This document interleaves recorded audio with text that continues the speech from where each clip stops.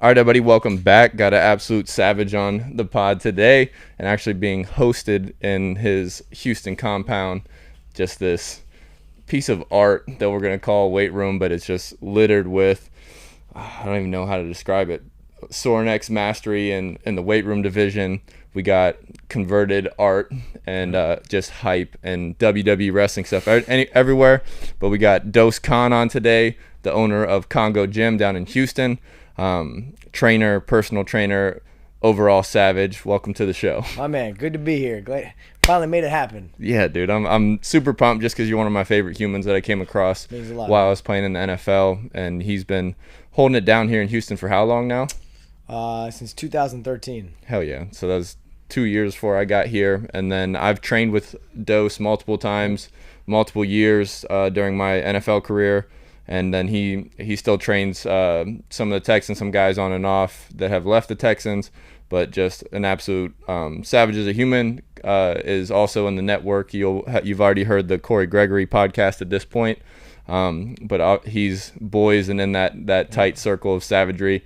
So another one of the main reasons I wanted to have you on. But we always lead off with this question: like, what are you curious about right now? Where are you chasing edges? Where are you getting better, learning, growing?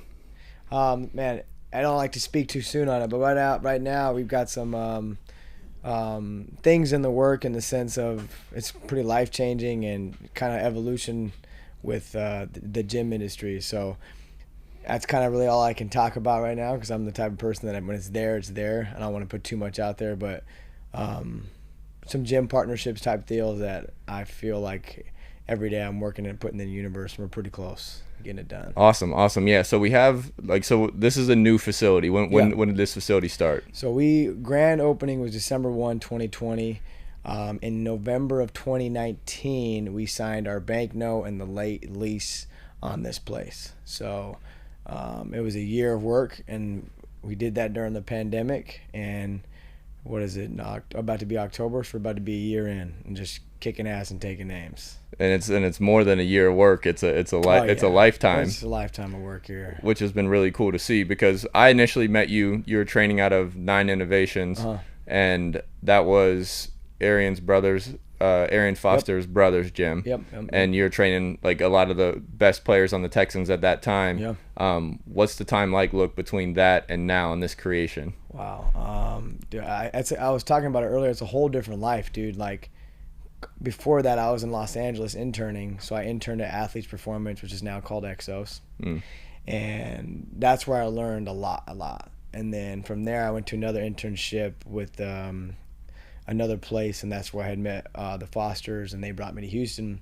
And I'm only 23 at that time. And at that age, I'm being asked to train the Andre Johnsons and all these people and help others program because they were foreign to it. Because everything I learned at the time was new and edgy. Nobody was doing bands and correctives and some stretching and mobility. That was kind of like the new wave before it started. So I think that's why a lot of those guys gravitated at that time because they were in their older stages of their career and they never kind of got exposed to that. And then just seeing the evolution of myself, gym design concept, the people I've surrounded myself with, and just the growth. Like, I was mature then. I thought I was, and I was. But just the change in my life from, I would say, life goes in like every 4 years. Like, it's just like school, college. Yeah, for sure. That 4 years was different into the next 4 years. So I had the 9 days, and then I transitioned from there into kind of being on my own and being at the Post Oak Hotel with the Fertitas, and then now finally with my brother, like literally the happiest, most successful in the sense of how happy I am with where I'm at with things. Doesn't mean I'm content, but the evolution of where I was at in 2013, which I thought was cool and amazing, training those dudes and having a gym like that and being a part of it, being so humble and be like, yeah, this is kind of mine, even though it wasn't, because I put so much sweat equity in it. Like, I put money, time, first one in, last one out type deal, and I was like just the head trainer. So now that's something that's yours, the dude doesn't even feel like work. Yeah, for sure. It's powerful, and I think that's where a lot of the entrepreneurial spirit and all those kind of things, and like the grit and the grind that is in your blood, I think supersedes that quote unquote entrepreneur title. Yeah. But like that's how powerful equity is, and that's how powerful something having your own is. I think it's really cool, and to see like I was a far off observer, but to see that happen was absolutely phenomenal. But I kind of want to get into that phase because, like, yeah, you're happy now. Yeah, you have probably the sexiest gym maybe in the United States right now, and you're training with your family, and you have like your family around you as part of your training coach roster. But that transition away from Nine, like we don't have to talk politics, anything like that. But like, so you went from having, like, I'm guessing a salary training these guys to not having a gym, and where does it go from there? I'll go into a little bit more too. I think when you give your all to something and it kind of gets taken from you, it hurts. And in life, and this applies to everybody, you either have a choice to fall, crumble, woe is me, or you're gonna stand up with your 2 feet every day and go to work. So when we got out of that place, it was basically the universe, because I don't think I would have ever left. I'm a very loyal, hardworking motherfucker, and if I believe in you, I'm going to go to the fucking walls with it. And then, ironically enough, we kind of got pushed out, and I think I had one day. I gave myself one night. I actually went out. I never go out. I said, fuck, I don't got a job. I don't got nothing. I kind of joked about it, but I was hurt. Yeah. And after that one night, I tapped into that Mamba mentality. I'm like, okay, it's fucking go time. This is my time. Let's go figure it out. So I didn't want to go to a Core Fitness or an O Athletic or to a gym that's kind of already established to put my name in there. And I didn't want to do the whole independent contractor thing with other gyms. So at the time, I was training Patrick Fertitta. He's one of the owners of all the Rockets and the Landrys and all that. And, they opened their doors to us at the Post Oak Hotel. And just a quick drop back, I'm only 27 at the time, and my first real life business meeting is there with Tillman Fertitta. So my brother and I, here we are sitting at Mastro's talking about a potential gym idea with Tillman Fertitta. Yeah, deep water. Yeah, and I don't know shit. I just got kicked out of a gym, and I have numbers, and he's shaking his head like, you guys train all these people, and they don't want you there. This doesn't make sense. And we've had some other people there that were like, yeah, this is true, and they vouched for it. So, we were lucky enough to have that situation. So when that happened, he opened their doors to us at the Post Oak Hotel, which is a 5-star place. And if you knew the other gym, it was a warehouse, grit, garage open, sweaty, go to work, clanging, banging type gym. And now here we are at the hotel. Yeah, field turf built for athletes. That's what Nine was. And then now you have... I have a 5-star spa. How am I going to make this work? And the other side, my brother's, he's not going to be at the hotel. He's going to train people on his rooftop that he has. So we're trying to kill 2 birds at one stone. And, even during that process, the idea of having a gym was always there for us. So during the Fertitta moment, there was investors. There was people that kind of wanted to do it and said we can do it. Nothing happened. And then there was guys like even James Harden that was possibly involved that wanted to do something. So during that whole time at the hotel, my mindset was, let's just build a brand, which my brother Taj, he killed it on the logos, the graphics, the design, while I was out there just training people and trying to make as much money as I can. While we were doing that, we didn't know how we were going to open up a gym or who it was going to be with. And to fast track it, the moral of the story was when we saw the numbers we were doing at the hotel, and at the hotel they were taking, and this is a business, they were taking 50% of the cut. Mind you, our first meeting was with Fertitta, so we didn't know what the fuck to do. We were just like, okay, we'll just double our costs. That way in our head, we're still making $25. It's the same thing that we were doing before. Sure enough, word got out. The Post Oak thing was rocking, and for the first time in my life, I was like, wow. I finally got to see the numbers. Because before I was just training people, that's all I was doing. Now I'm getting a payroll sheet. I'm looking at clients. I'm looking at things.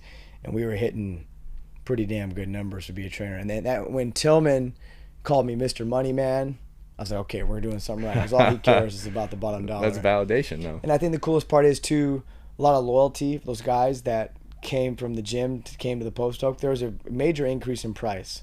So I totally get it. People couldn't afford it. But I think that was the push that people needed, that I needed, and it separated the demographic and what was going to be who Khango was.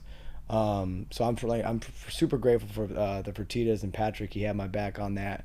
It wasn't easy though, because there's guest hotels and then there's me slamming med balls and doing stuff, and I'm pissing off the neighbors next door. Which ironically he was so upset, and it was had to be either me or I'm out. And now I train this guy almost 5 days a week, and it changed his life. So he's like one of my close clients. So it all worked out, man. But it was not that the hotel transition was not easy, which was cool that Taj, he was over on the rooftop where he was living. So people could come from me for the little high class, enjoy your spa moment. But at the same time, if you want to get a little gritty, we're taking two birds at one stone. And the move here is save money for the gym. Like, that's the vision. Yep. It was just collect, start an LLC, start making the business bank account, start branding. And it was just slowly evolving during that whole time, during the 2019 era of the post-O. Because we got out December of 2018 from 9, and then right immediately we went to work. But it also, like, so just because I've been part of the gym ownership process, so like all the numbers and the history, like you probably couldn't pull that from 9. You had to restart in order, like, so you were saving money, like liquid money that you probably didn't have leverage with the bank either. Hey. Yeah, no. So like when I was at my other location, I was getting paid a $30,000 before taxes. I'm looking at 25, 24. Yeah. And I was living in a $700 apartment, and I was eating free food from Snap Kitchen. So for those 3+ years, dude, it was nothing but eat, sleep, train, work out, save. And because of that, that gave me opportunity to invest certain monies in opening up that bank account, helping get a lawyer, helping get an accountant, because we didn't have nothing. And when we had potential investors during that whole process, we had to pay lawyers that we had no connections with. And if you know lawyer fees, thousands, Jesus. yeah. And I'm like, fuck it. This is what I saved the money for. If this is what I got to do, I got to do. So I remember writing that first check for $10,000, and, Taj and them helped out with it. I'm like, all right. At the end of the day, we need to do this lawyer stuff, because if we're going to run a business, it needs to be structured. And looking at it now, because the investors didn't work out, thankfully it didn't, because it all worked out. We needed that lawyer sheet and how things were going to be run regardless. Yeah, for sure. So that actually helped us. So, dude, it was just, you want to talk about fucking grind and. But it was it just that carrot of the gym that like what systems did you have in place to like maintain this 3 years of focus, maintain this 3 years of not only train other people in different locations, but also keep yourself in savage shape? Like, so what kind of habits did you keep there to keep that vision clear? I think the hardest part was because I had a gym to work out at before, and that was taken from me. I didn't want to work out at a 24-hour fitness, so my whole routine got fucking out of there. So, like I said, I gave that one night just to like pity party, and then I just had my head down, and that's when the lunges had started, because I was kind of close by a track, and the Corey Gregory was the one who started the lunges. I was like, let me get on this shit. I kind of did them here and there, but I wasn't consistent. And the waking up every day at 3 again, starting to lunge, and then that feeling of doing like learning while listening while lunging, and then starting my days at the hotel at 6 a.m. So I would lunge in the morning. That's all I did. I did lunge, 100 push-ups, 100 ab wheels, and if I had access to the pull-up bar, I would do one for 100 reps. That was one of my workouts. And then I would just train all day at the hotel, break off, and then I have some privates, and I would just save and work. And I think the lunges and the end goal of what Khango was going to be was all I cared about. Dude, there was, in that 19 to 2021 era, there was so much uncertainty in who was going to be a part of the gym. Like I said, we had investors, and we had people that bailed on us. We've had athletes that were there for us. We've had business people that were there, and they said they were going to do it. And then at the end of the day, we were left by ourselves. And the moral of that story was wake up, lunge, one day at a time, 1 foot at a time. And it's just fucking proof is in the pudding, because look at where we're at now, 2021. So I owe a lot to the lunges and just waking up, because it was easily to sleep in and try to figure something out. Yeah, but I've found it as well after joining the 4 a.m. crew up in Ohio, where like the power of being up that early, knowing it's a separator, knowing it's an edge, and having all this, again, there's peace that early in the morning, Yeah, because there is. society, majority of normal people are asleep at that time, and Yeah. and it's a time of heightened focus and awareness to, one, it's space to work on yourself, but it's also kind of like a refining system for your focus for that day. Yep. And the lunging he's referring to is Corey Gregory's Lunge and Learn, where as a replacement for GPP, general physical preparedness, or you lunge for anywhere from 400 to 800. What was your recipe? So mine was, I always did 800, and then I got real good at it, and I started wearing a weighted vest, and I was killing that, and then it became 30-minute time clock, and it was at a point where I was doing a mile streak. I didn't count, but I was just, mile was my norm, because that was my only workout. So if I could spend 30 minutes lunging, and then the other, whatever, 20 minutes to do the other stuff, that's my 50 minutes, I start my day. So I got to a point where I was just so dialed in that a mile was just the normal for what 800 felt like. And people think, I always say I don't wake up and post things just to show you that I'm up. It's one, who I am, and it's to help inspire people. Two, and three, it's just, I believe that's a recipe for success. It may not happen right now, but I think over time those lunges and that waking up early brought this beauty. And the same thing when I was over at 9, that waking up. At that time I was doing 4 a.m. I didn't discover till 3 a.m. until I got kicked out. I said, let's take it up a notch. And I just believe day in and day out that shit somehow pays off. So that's why, like, when successful things happen, when I see people starting to do the 4 a.m., 6 months later something great happens. Like, yeah, that's where 4 a.m. happened. Yeah, it's not a one day thing. Yeah, it didn't happen just right now. That's where 4 a.m. happened. At the beginning of our conversation, yeah, you were asking what's the edge and what's going on. That thing that we're working on, that's where 3 a.m. happened. There's always another edge. There's always another level up. Yeah. Yeah, and then just never having the complacency, and I'm fucking firm on that, dude. When we opened up this place, we didn't do a grand opening. We made content, we dropped it, we just started training. Fuck a grand opening, go to work. What's there to celebrate about? And it's not me being egotistical or acting cool. It's just generally how we felt. It doesn't sound egotistical. Yeah. Like it sounds like that's in your DNA. Wake up and go. Yeah. Like, it doesn't need to be fancy. It doesn't need to, like, don't need to be bright lights and big stages. Like, you have the shop now, so you have, like, elite the missing part of the recipe. And so now that it has happened, like, the complacency it sits weird with me, just because, like, I've experienced it. Like, I went, like, the hard route to get to the NFL, and like, I did things I thought I did things I thought I earned or deserved, which some of it was taking that foot off the gas pedal, and I've learned from conversations like these podcasts where people have this not innate ability, but they've seen the recipe work, or their system work, or their perspective on success, failure, all those things prove that this complacency is just made up. Again, it's the ego enjoying what the ego got you. In essence, it's a weird little paradox. But so now that you have the gym, now that you have like from the outside looking in, a booming business, which I believe it is. Yeah. How do you fight that off now? Like, obviously you hinted at the beginning of the podcast that you're working with partnerships and that kind of thing, but you're not missing on the 3 a.m. 4 a.m. deal. What's your mindset fighting off complacency now?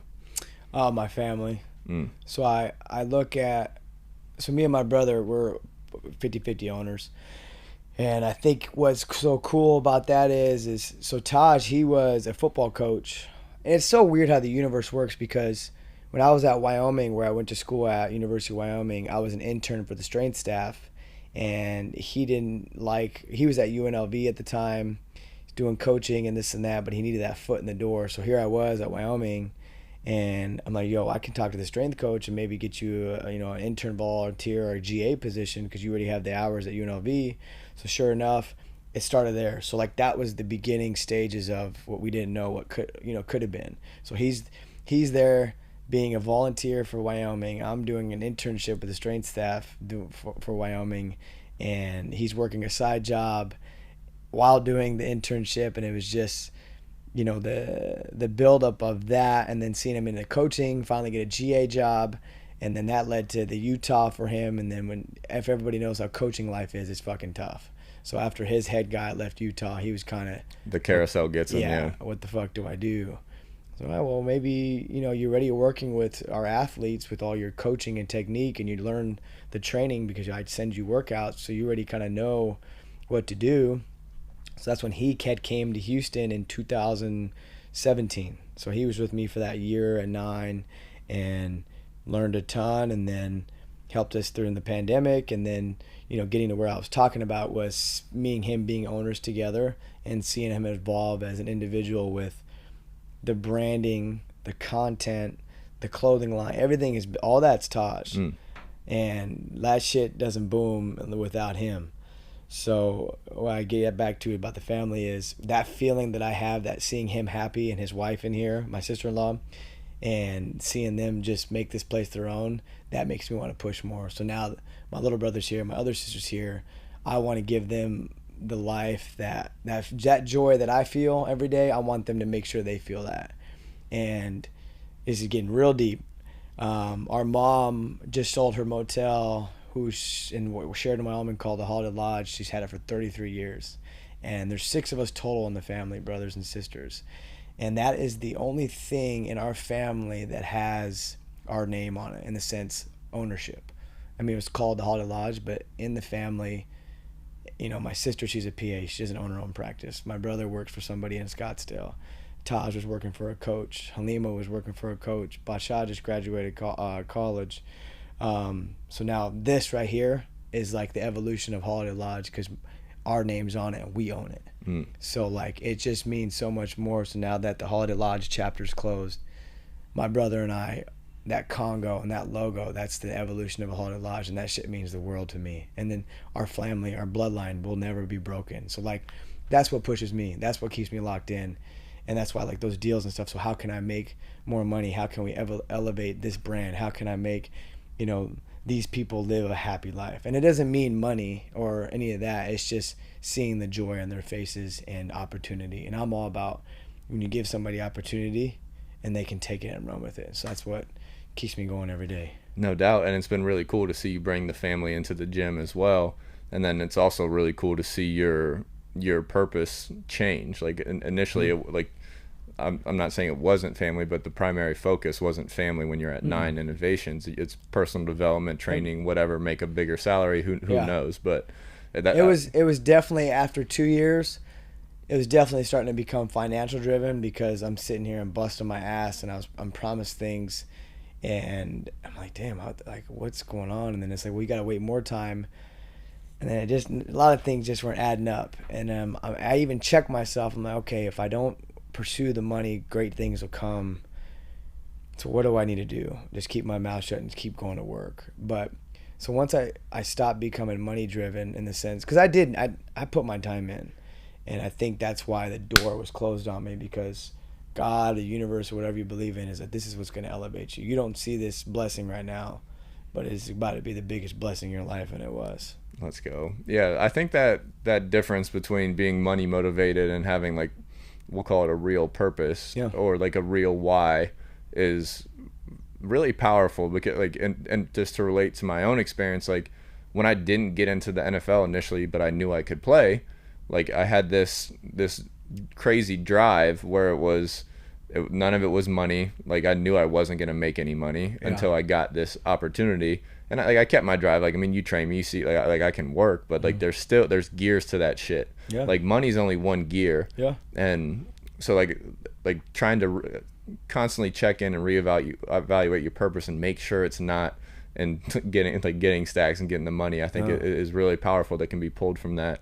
And then like on top of that is like growing that purpose on top. Like just not now you and Taj, now it's another brother and another sister, and then maybe it's people down here, and that kind of stuff is going really, I don't know, my mind's just racing, because like I've taken interest in philosophy in the last couple of years, and one of my favorite humans is Naval Ravikant. Have you heard of him? I haven't. Yeah, so he's this angel investor, but he has a really cool analogy because he's really well balanced and has a great insight and approach to the world, and his thought processes where the reason people are attracted to him, because most people in the angel investor world, like they're not these peaceful, happy humans. Like there's some drive, some crazy motivation, more money, take over, flip businesses, whatever it is.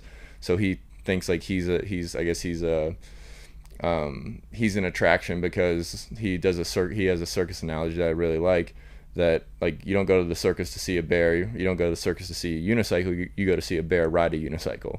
And like that was that combination where he has like this savage intellectual side and this peaceful side, and it's all driven by purpose. But the whole point of this terrible story that I'm telling is that he believes money's not the answer. So when he has this recipe for success in life, whether that's business, life, love, all these things, like he goes like, let's get everybody wealthy. So he like teaches everybody like how to be wealthy, how to, again, he pushes equity as opposed to like renting out your time hourly and that kind of stuff. You see that in your story. But like the moral of the story is like money's not going to solve all your problems. It takes some stress away, yeah, but it's like, let's get everybody wealthy so they see that's not the answer, and now let's get them into the deeper depths of life. And I think that's super powerful, and I see the parallels in your story, so I really like that. But just to shift gears now, because I do want to get into the training, because I like your training a lot. You evolved in the Exos world, and then now you've started to put your own kind of stamp on things and that kind of thing. What do you think the edge in your training is? You train primarily like NFL and NBA. Like, what do you think your edge is there? Like, why do you think your training is like attractive, smart, intelligent, whatever? Why is it an edge?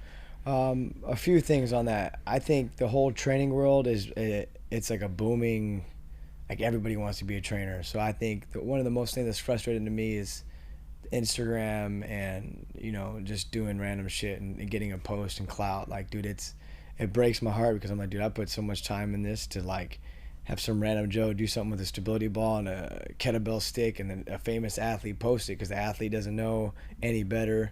But getting back to it, I think it's because, you know, I mentioned Exos took me to a whole different ball game with biomechanics, you know, human body movement. You hear functional movement all the time.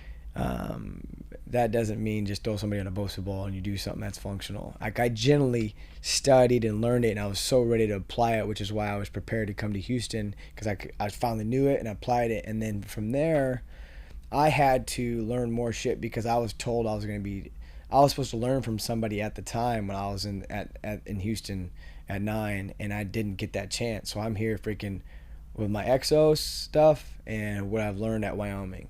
So now it's like on me to like do my own shit. So I literally had to take that and just apply it. Like, here you go. You got Andre Johnson, you got Brian Peters, you got Chris Myers, you got Odan. Like, we had every Texan at the time, and here I am at 23. I'm being told to run the program, and now it's at that moment you have to believe in yourself. This is what you wanted, and you own up to it. And then I did. So Exos took it to another level. And then after Exos, just practical knowledge every day on myself and clients. And, you know, recap, I actually blew my ACL out when I was in high school twice, and I never got it fixed the second time. So I'm ACL and meniscus gone out of my left knee. Deficient? Yeah, no, there's nothing there. So everybody who's listening, you see me lunging, running, PRing on numbers, there's no ACL, there's no meniscus there. Yeah, fuck your excuses. Yeah, so that was a lot of my learning too, because I'm like, if I can figure this out, and I'm not no physical therapist, and that's where like the Exos knowledge of glute activation, core stabilizers, like that shit nobody was doing at the time. Yeah. Functional training wasn't a thing. So that took it, and then I had met Gunnar Peterson, who's a world-renowned trainer in Los Angeles. He was very similar to what I was doing, but he had some shit that I've never seen before, and on a functional training level, equipment level, and then branding and detail level. So getting into that I was at 2017 I met him. He opened his doors to me in Los Angeles while I was training some NFL athletes, which is so cool. He did that. Very cool. He responded to my direct message, didn't have to do that. And we had a hell of a conversation, and we kicked it off. And that's where I started learning about, you know, evolution of training, branding, marketing, you know, little details, how a towel looks, how a place of equipment is. And I started getting my mechanic and designing equipment based off of him. He's like, if you want to do it, you have to use your own dime and start doing it. So there was a clean to press bar I've never seen before. I got it from him. I was like, yo, I'm going to start doing this. What are the dimensions? I'd recommend it. Like, he was so open about it. And so I was bringing that shit to Houston. No one had that stuff too. So like that was helping me. And then Corey, I always used to follow his programs, but I always was more on the sweat and interval training he had at the time. I never got into the powerlifting. I was kind of always afraid of that because of my injuries, but I was super functional and fit. And in my training world, I'm very total body with my athletes. Push, press, run, engage, applicable movement. Like I try to replicate everything they're doing on the field or court. And then I got involved in the powerlifting, and that took it to a whole different ball game. And once I started learning the powerlifting, I already had the bodybuilding knowledge. So I literally took Exos, Wyoming, rehab, ACL, meniscus, personal experience, bodybuilding, powerlifting, and now mushed that all into one. And then that's what I would call how we learned here in Khango. Yeah, that's sweet. So it's not one right thing. Like that's what bothers me. When I was learning, you had these, I'm going to say nerds, because they were so by the book that they wouldn't evolve to look at other stuff. So when I was actually at Exos, I was doing bodybuilding pumps, muscle farm style that Corey had with some of the shit that I kind of knew, and I would get made fun of because, oh, I'm not doing a corrective after I do a trap bar and I'd rather do this. And, shit like that. And I'm like, okay, we'll see. Yeah. We'll see. But that's the fun. I've seen you do it as well. You've treated yourself like an experiment. You went through Corey's programs, powerlifting, and then obviously like you've deviated and made Exo style your own. Yeah. So like that's the mindset that I love, and that's what this podcast is about. Are people that turn themselves into experiments and are constantly curious. And you solved a problem with your knee, so ACL, meniscus. Like now, like that I'm not saying that makes you a specialist. It kind of can from experience. I think I'm a shoulder specialist because I've had my shoulders bucked up so many times. But like that life experience is unmistakable because you know how it feels. You know like how to solve the problem.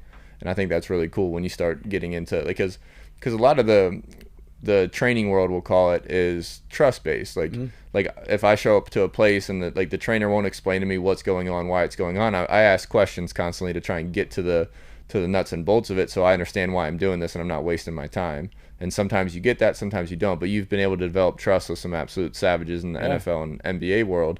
So like, how did that come about? Was it that same model?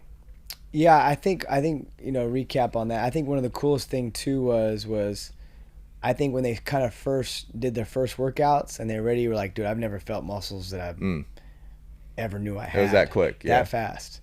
Like I always bring up Andre Johnson because I didn't know who he was at the time. I never really watched football like that. That was Taj. So I told him my situation with Arian and Dre. I didn't really know these guys. He's like, dude, you're fucking training some dudes.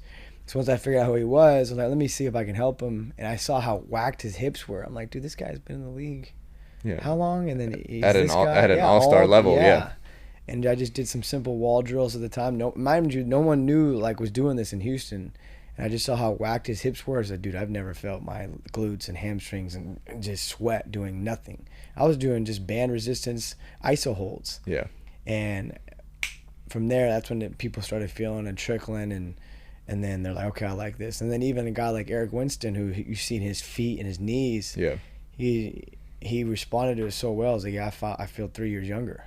So like once that started happening, that's when it was like, okay, this is cool. This is working. Now how can I better it? How can I get better? Because even at a time, if I look at the program, I probably wasn't doing enough strength. I was more anaerobic conditioning, bands, and stuff like that. Yeah. Looking at it now, I would have loved to get them strong as fuck and somehow apply that other stuff as well, which is what I'm doing now. Yeah. And that's me critiquing myself. How could I have been better?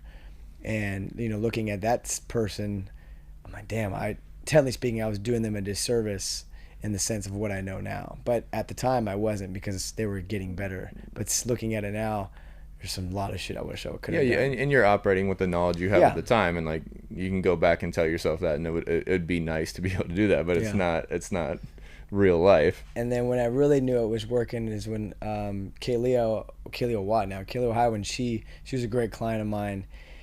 She blew her ACL out. It wasn't a non-contact. She planted her foot, and then it was a slide tackle, and it boom. I mean, shit happens. When I was able to help rehab her, like that was like one of the coolest moments of my career, because it's the ACL thing. I was like, now I get to finally apply everything that I've been through and what I learned and help this person out. I know, yeah, we're gonna kill it. It wasn't even a question. I was so confident and like, I'm gonna get you back, and I was so confident in that. And then she did amazing, and that was one of the coolest moments of my career. Because she came back pretty quick too. Yeah. Hey, what was the timeline? 7 months. Yeah, which is some Adrian Peterson-esque type of recovery. Yeah, that's like your Slumdog Millionaire moment where all the questions are from your life experience, and you get to. That was so but cool. you see the proof in the pudding and the experience and all the background training. But like even like looking back on you looking back, like I still don't think you can build like or add weight and crazy strength on top of dysfunction.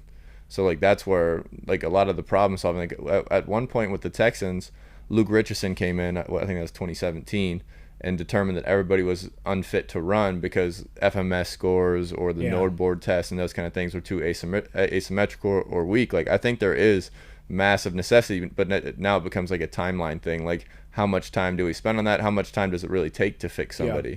And it's a person to person thing. And that's I think that's the problem with stuff like that. Assessments, all that's great, but you and all these athletes don't work off of a normal schedule, dude. Mm-hmm. I'm not going to be able to get a Deandre Hopkins to be in town for 2 weeks straight and dedicate. Only time that ever happened was with COVID because there was nowhere to go. So how are you supposed to program off of an FMS when a guy's going to be in LA for 2 days, comes to you, wants to do a 2-day workout and leaves another 2 days and then are there for 5 days, comes back, maybe here for a week. So you have to like put that into realization. And I think that's what a lot of people struggle with is because, I was told to do this test and at this day we have to do this sets and I'm at this percentage and at this. Dude, life and these athletes, it does not work that way. And I think that's where we excelled is because I got this guy, he's going to be here for 48 hours. How am I going to get him better in 48 hours before he goes and travels the world in 3 days and comes back to me? Yeah. And that's like if you're a trainer and you're listening to that, don't overthink it. Look in the moment at that time. How can I get this person better if it's 5 days or 2 weeks? Because you're not going to have the blessing of having a 3-month program with one guy. Yeah, a lot of athletics is like that. I mean, it's even like baseball, crazy short off season. Basketball guys are bopping, that kind of thing. But it's interesting that adaptability is massive in the strength world. But even like so, kind of go back to like your perspective on we'll call it the standard. Mm-hmm. Like, and I don't know if that's CSCS, NASM, or whatever it's called. Because I've read the CSCS book now. I didn't absorb a lot of functional knowledge, but that's the gold standard for college and pros in some essence. So I don't think that book teaches adaptability. Yeah. Does the Exos model teach adaptability? It does. Okay. My recommendation for anybody listening to this is one, hands-on. If I was to go back, it's gonna sound horrible, I wouldn't even go to school. I would go straight to mentorships and internships. The schooling helped with some biomechanics and anatomy. Anatomy was huge. But where I learned my junk of everything was hands-on internships and mentorships. Because it's just hours and hours and hours. You hear your college coach preach Q, 1, 2, 3, 4, 5 Qs every hour for 6 hours. What's better practice than that? When you pull, when you clean, all that stuff. And that's when I was super foreign to powerlifting. And then the CSCS, I feel like it's confusing because an Exos or a higher education type place like that is teaching things differently. And so when you get into the CSCS book, you're kind of questioning like, wait, these people told me this, but this person told me this. So like the qualifications and all that, I wouldn't even look at, if I was hiring for somebody, I wouldn't look at certifications. It'd be great just to see it and know. Yeah. But I would look at their workmanship and their mentorship and who they've kind of been under and the stuff they know. I'm real hands-on. It's almost like it's a trade. Like training should be looked at as a trade because that like the mentorships or the quote unquote apprenticeships is what it truly. That experience is what ends up because like the book, the CS. I've been on a rant about this lately, like since I finished the book. But like the book contradicts itself. Like this supports this supports this, and the only thing I get out of the book is periodization. Yeah, it's done real well. The periodization's done real well, but again, when do you get to do a real life periodization like that? Yeah, and that because that's minimum. Like, well, if you shorten it to 3 weeks, it's still a 9 week phase. Yeah.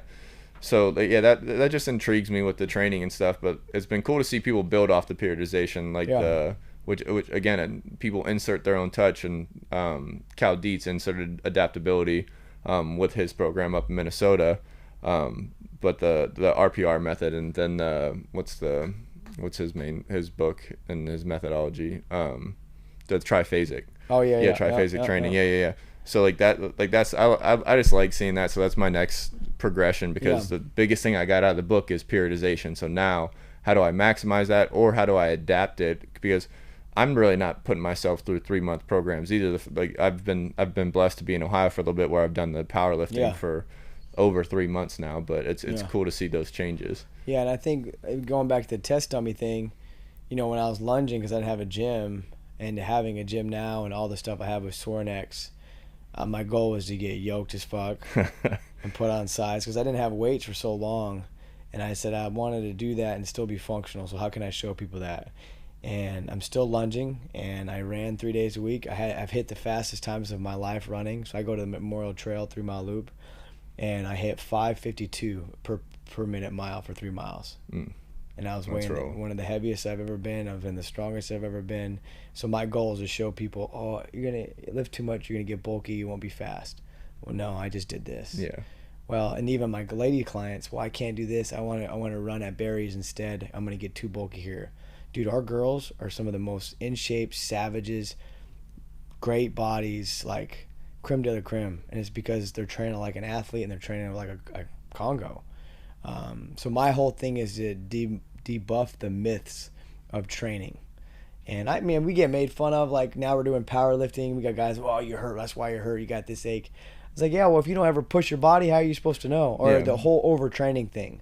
I was like, if you ever get to the point of overtraining, you come talk to me, because people don't have the physical capacity to know what pushing themselves is. No doubt. And like I learned from experience. I found the overtraining edge, but like I was running probably minimum 9 workouts a week. Mm-hmm. I was like doing 2 days, Thursday, Friday, on top of like running and lifting every day, on top of like yoga workout, and like my rest day I was still inserting some type of like bike or mobility or yoga and that kind of thing. And eventually, then the way I track it is blood work. So like I found like everything in my life plateaued: strength, aerobic conditioning, all those things. And I had 200 testosterone. Like my DHA was the same as like an 80-year-old woman. Like it was trash. But it takes like an inordinate amount to get to that level. It's more people being scared of hard things. And the majority of this world, unless you're of that athlete realm, you're never gonna overtrain. Yeah. I've done miles of lunges and deadlifts, and I feel amazing right now. I feel like a superhero. Yeah. But the motivation of that doubt and the criticism, that drives me too. That goes back to the driving factor. So when you talked about programming, like I want to show people you can do X this, X that, and then how do you stay driven? When I'm tired like that, I think about those people that didn't believe in me, or those people that were the nerds who said you have to do this at 8 rep, 6 rep, 5 rep, 4 rep, and you're a tool for wanting a bodybuilding pump.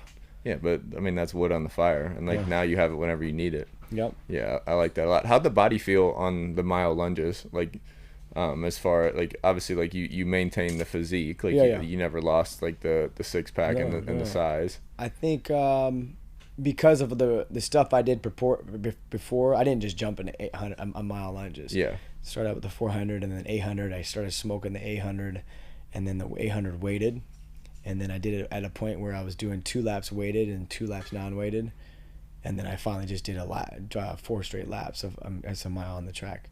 And it felt fine. I think at one point I was starting to get some high hamstring issues, because it's just over time that movement. Yeah. But now that with our therapists and stuff, some active recovery cupping, which I'm getting more in tune with. I never really have been tissue work and stuff like that for my athletes and stuff. Yeah, but me personally, I know what to do. I just don't do it. So seeing like the active cupping and stuff like that, it works. But Dude, I didn't feel run down. I mean, it sounds Like crazy. like the knees weren't aching. No, Yeah. dude, my knees feel amazing. And like I said, I was running amazing. I felt amazing. Like maybe I'm different. I don't know, but No, Corey was saying the same thing, which was really cool. But so like to dig more onto the recovery topic, Yeah. because like I think a lot of people, it's easy to come into the gym, and the same concept, we know what to do. Me and you know what to do. Mm-hmm. Maybe not everybody, especially Gen Pop, knows what to do, but they know how to come in here, get coached, and work really hard. Yep. But if you're gonna train like a pro, which you're training people like pro athletes, Yep. like undoubtedly like pro athletes, you have to recover like a pro. Yeah. As far as like recovery methods, what are your favorite to implement across the board? Well, I kind of go straight to the diet first. A lot of people's probably is diet and supplementation. You just don't know what to take, what to eat. All of us follow the anabolic fasting that Corey had kind of created, and I think I'd say 85% of the clients, guys and girls, are starting to do the anabolic fasting here. Let's go. And that's why the bodies are starting to transform. We always joke around, you're starting to look like us. Yeah. Like we got guys who run a pool business and sell insurance, and they're getting veins in their arms, and they're going to get a 6-pack, and they're coming here 4 or 5 days a week, and now they're starting to realize, okay, if the diet's in tune and the supplementation, which like the amino recovery for max effort, that's been huge. So without that, I'm not able to lunge and push the way I do. That's the key ingredient that gets me starting to recover fast. I firmly believe that, because when I've ran out and I tried it without it, my body feels shot and depleted. I'm not saying I'm relying on it. I'm saying that at the level that I compete at in my realm and in our realm, those amino recoveries are crucial for us. Now you can get into the whole BCAAs, essential amino acids, all that stuff, but that product with the glutamine and everything helps me recover. And then as far as the other techniques, I'm not really, like I said, I don't practice it on myself, but what I've grown to with these guys is just hands-on tissue work and release. My body responds best with just hands-on body manipulation and some active cupping techniques. I personally, with needling and stuff, my body doesn't respond well with that. And then deep tissue digging doesn't do well for me either. I get more depleted, and I see myself getting injured more when there's been Graston work. Or Graston's fine, it's just when it gets super deep. Yeah. Everyone's techniques are different. So looking back at it now, being 31, if I was a pro athlete, I would do everything that I'm doing now, but I'd be on that board with our doctors here once or twice a week doing some tissue work. Yeah, no doubt. And I like from what I've researched myself is, from like a training room standpoint, like the things that work the best are, again, massage therapy variants, red light or laser, and then now the science behind BFR is mind blowing. I like that a lot right now too. But I'm just learning. Like I'm a super infant in life after football, so I'm just trying to learn, and that's what part of the podcast is doing that. But like the one thing you did touch on in those recoveries is feel. Like you know how you feel. You're very aware of how you feel. Like that needs to be kind of part of the programming too. People need to constantly track how they're feeling, what's working, because I didn't know that it was such a staple till I got off my aminos for the first time in college. Yeah. Just because I couldn't afford them. Yeah. But I started taking aminos when I was 16 years old. I had Dr. Eric Serrano and Infinity Fitness pumping those to me when I was young, and I could recover and train and do all these things incredibly well. So now I only have like the non-negotiables for me now are just my omegas, my 3, 6, 7, and 9 combination, and my aminos. Like those are the two. Like the majority of all the other shit I take, like I don't really feel. Yeah. Like, but those are the only two that if you take them out, like night and day. Like my blood work might say differently with the other 17 supplements I take, but like those two, as far as feel go, are night and day.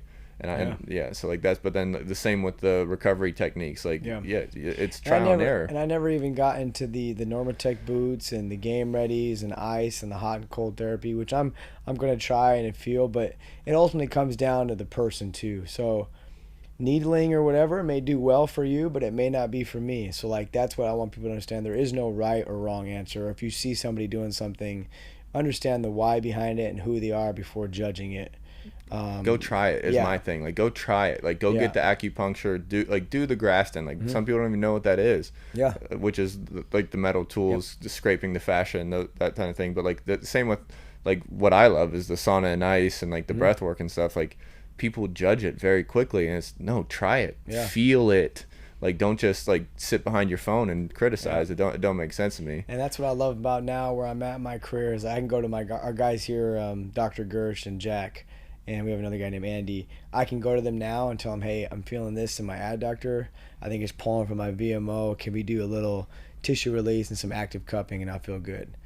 I wouldn't have been able to told you that before because I know how my body feels. And then they get to a point like, okay, dose responds like this. Now Taj is a little bit more deeper, aggressive, and that's my brother. So it's just like two different. It's not a DNA thing. Yeah. It's just a person to person. Yeah. It's biomechanics. Yep. It's overcompensations, asymmetries, all those things that stack up. Yep. So experiment, try things, feel is just my advice to people, because it's just there's like your life experience mentally is going to be different, and like your body's different. Everybody holds and lives a different lifestyle. And at the end of the day, yeah, some training is wrong, and that's why certain people get hurt. But you can't always just pull the trigger and say, "Oh, pulled his hammy because he was training with that person." Yeah, that's always tough because look at Christian McCaffrey.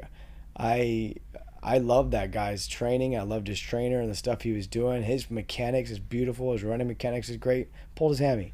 Shit happens. Yeah, for sure. Shit happens. So when people attack people and this and that, now there is a world where people are pulling hammies because you're starting to see it a lot. There's something going on there, but you need a trained eye to dissect that and understand it. Yeah. And it's a shit part of the sports industry in general, because an injury means, we're not going to call it that dramatic, but loss of revenue or loss of team value or whatever it ends up being. Where like inside the NFL team, like, so this is where like the inside the NFL bleeds out to you guys, because like you guys took some slack from the Texans at some point, hey? Oh yeah. Yeah, for sure. And so the same thing happens inside, because if like the strength coach, like somebody gets hurt in the weight room, it's obviously their fault. Yep. Or if somebody gets hurt on the field, it's finger pointing, like, no, the trainer should have done this. This wasn't this. It just, I don't like that side of politics. And I think it all stems from really like the coaching carousel and how much turnover, because everybody's jobs are not secure. So like everybody's protecting their place, and there's not these open lines of communication that can kill this. And like, why could a trainer not reach out to you, his trainer outside of here, and say, hey, this is what he's got going on, instead of saying, no, don't train with that guy, or or blame it on you, which is I think is trash. That's the hardest part, because I'm so humble and I'm so open, like, to my doors. Like, even with the Texans, when I'm gonna say it because you don't have to post if you don't want, but when Hop was traded, he was training with us. Mind you, he had one of his best careers right after that. People were told if you train with him, you will be cut from the team. This is just some sources I've heard. And so we had a big group, and that big group started trickling down to 6 guys, to 4 guys, to 2 guys, to just Hop. Yeah. Oh, you can't train with him. He's bad influence on the Texans. He's not with the Texans anymore. Really? Skirt. And I'm like sitting here, how can I better? I'm like, I was open book, whatever I can do. And it's like, dude, you get pushed and pushed. I was like, all right, fuck this. I'm not going to do that anymore. And that's at a point where I'm in my career right now. If you don't want to be cordial and real and just tell it how it is, then I got nothing to do with you.